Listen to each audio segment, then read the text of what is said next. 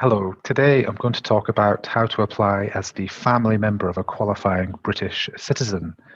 This is the option which is formerly known as the Surinder Singh route. So we're big fans of this route. Why? Well, first of all, because it's free of charge. So unlike the possible alternative you may have, which is applying as a family member under the kind of traditional immigration route, whereas that option will end up costing you a lot of money, probably around £8,000 by the time of settlement. If you're applying as a family member of a qualifying British citizen, this route is free all the way. You'll need to apply for an EU settlement scheme family permit. The other reason this is a great option is because, unlike the normal EU settlement scheme route, if you're the family member of a qualifying British citizen, the window has not effectively closed because you can apply up until the 29th of March 2022. So two reasons why we really like this route. So who's this option for? This is for family members of British citizens who have basically been residing in an EEA, an EU state, but not the UK. So the key issue is that you've been residing with your British family member in another EEA state, and you must have been doing so prior to or by the 1st of January 2021. So which family members can qualify? So spouses can qualify most easily if you married before the 1st of January 2021. However, if you married after this date, then you may still be eligible, but you need to, in addition, have cohabited for at least 2 years prior to the 1st of January 2021. Who else can qualify? Well, unmarried partners can now apply under this route, even if they've not previously been issued with what's called a relevant document. So unmarried partners, this whole area has historically been very complicated and confusing.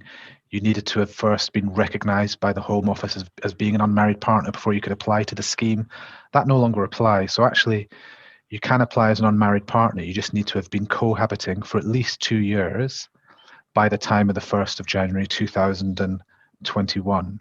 You can actually have cohabited for less than 2 years if there's other very compelling evidence of a durable relationship.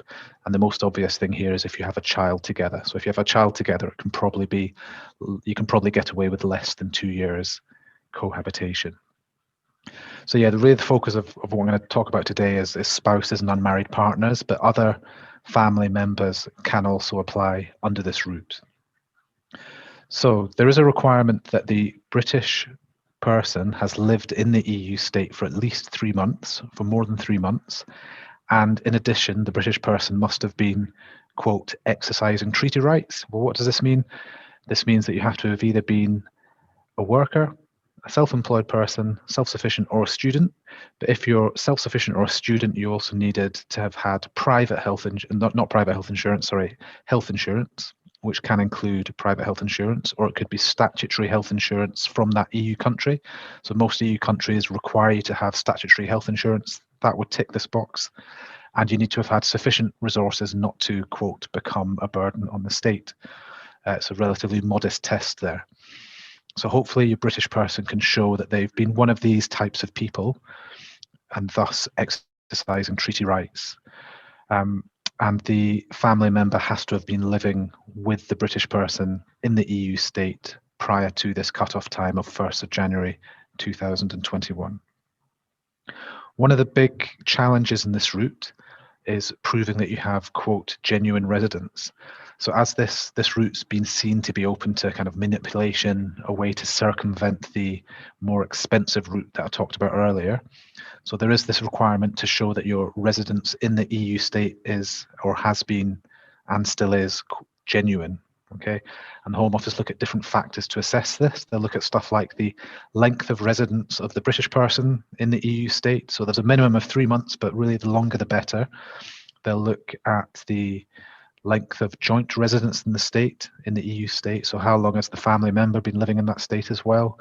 What have you been doing in the EU state? Have you integrated? Have you, quote, transferred the center of your life to this country? Have you kind of gone all in? So If you and your family, if it's with a British person and family member are both working, for example, that would look good, show you've integrated. It's not essential. But there's other ways of showing integration: registration with doctors, voluntary work, community work. All these kind of factors are flagged as being kind of plus points in the guidance. As I mentioned before, it's advisable that you apply for an EU Settlement Scheme family permit, not an EEA family permit. EEA family permits are in any case going to cease to have any effect, so they will no longer be valid from the 30th of June 2021.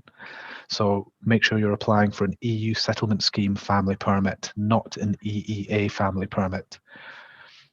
These are normally, the EU Settlement Scheme family permit is normally issued for 6 months, though sometimes 4. If you've put a date of intended travel far in the future, you may just be issued with validity for 4 months.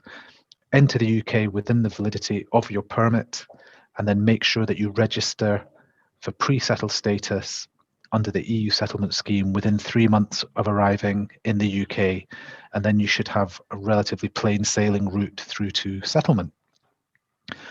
These applications can be complex, so do give us a call or send us an email if you'd like us to assess your potential eligibility for this route, and we can also assist you with the application itself.